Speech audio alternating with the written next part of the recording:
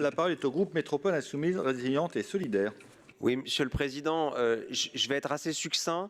Nous connaissons tous la situation du logement dans notre métropole, une grande tension avec un manque de logements disponibles et accessibles sur le marché.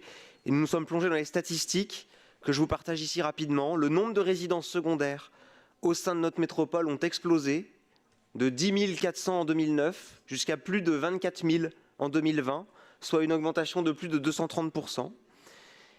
Il y a eu une plus forte augmentation du nombre de résidences secondaires ces 10 dernières années que les 40 années précédentes.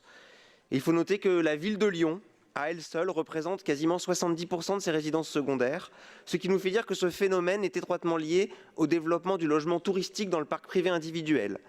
Et nous pensons que notre collectivité doit agir et que la fiscalité est un levier parmi d'autres. Et nous aurions été favorables à une augmentation de cette taxe d'habitation sur les résidences secondaires, mais nous comprenons qu'elle est liée aujourd'hui à la taxe foncière et nous regrettons cela, en fait, que le cadre budgétaire actuel ne nous permette pas de faire une fiscalité différente.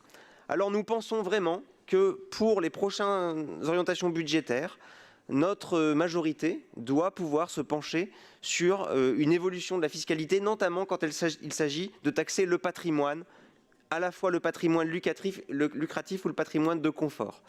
Donc je vous donne rendez-vous dans nos prochains débats budgétaires, notamment en juin, pour le compte financier unique, car les propos de M. Kimmelfeld en début de séance ce matin, qui ont laissé entendre que la baisse des DMTO était liée à notre majorité, je pense qu'il faut raisonnablement revenir à ce débat en juin, quand on aura plus de temps que la fin de ce Conseil. Je vous remercie.